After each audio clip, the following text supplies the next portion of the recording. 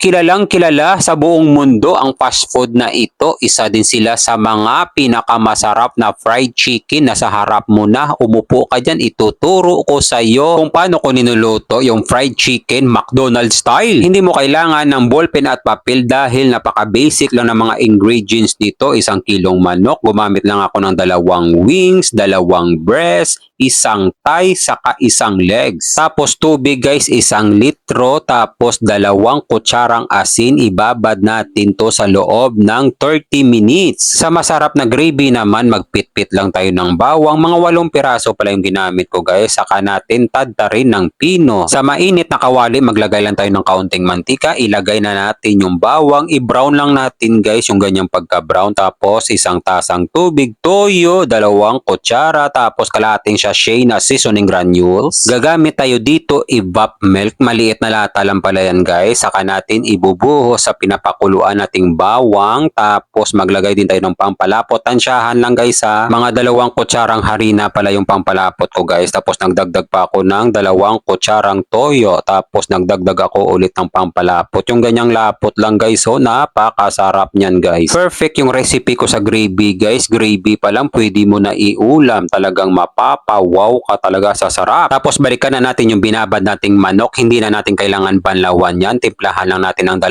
kutsarang harina, 1 kutsarang turmeric powder, paminta, tapos kalahating sachet seasoning granules, bitchin kalahating sachet, 2 kutsarang patis, saka natin lamas-lamasin ng maigi para manuot talaga yung lasa. Huwag kayong mag-alala guys, hindi magiging maalat yung ating timpla. Sakto lang yan sa 1 kilong manok, saka natin i-marinate sa loob ng 30 minutes. Sa breadings naman guys, 2 cup na harina, kalahating cup na cornstarch, ipaghalo lang natin guys. Tapos maglagay tayo 1 kutsarang turmeric powder, kaunting paminta, saka natin haluin ng maigi, saka natin i-breadings yung manok. Sa pag-breadings naman guys, pinapaliguan ko ng breading sa itaas, saka ko ngayon pitpitin ng aking mga palad, saka ko ngayon taktakin para mahulog yung mga excess na breading, saka natin i-fry. Ipa-fry natin to guys 10 minutes both side. Mas maganda guys pag maraming mantika, kaso konti lang yung mantika ko guys, kaya binabaliktad-baliktad ko lang. Mas maganda guys deep fry ang pagkaluto, pero kailangan mo talaga ng maraming mantika. Yung ginagawa ko guys, pinapaliguan ko na lang para pumantay yung pagka golden brown. Mag-shoutout muna tayo. Maraming salamat nga pala sa ating mga followers sa palagi nyong panonood. Ingat po kayo palagi dyan kung saang lugar man kayo, ganun din sa ating mga kababayang OFW sa palagi nyong panonood. Ingat po kayo palagi dyan kung saang bansa man kayo, at isasama ko kayo palagi sa mga panalangin ko.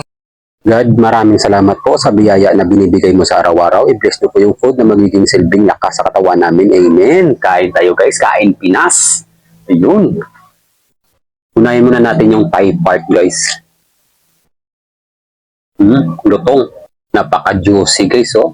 Yung mismong balat niya. Saka yung mismong laman. Sausaw natin sa gravy.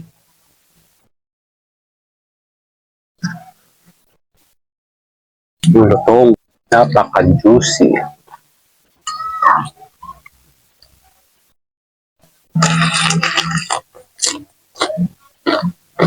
Ang sarap. Mahilig din ba kayo magbuhos ng gravy sa kanin? Ako, yan ang gawain ko guys. Yan. Sarap yun guys. Sarap ng gravy guys. Kampiyon.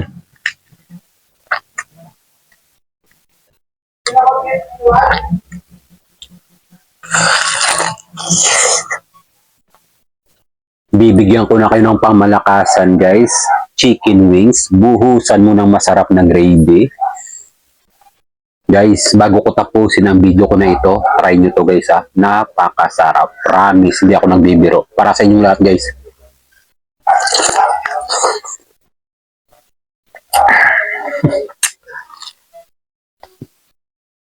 Dinig nyo yun ha. Malutong.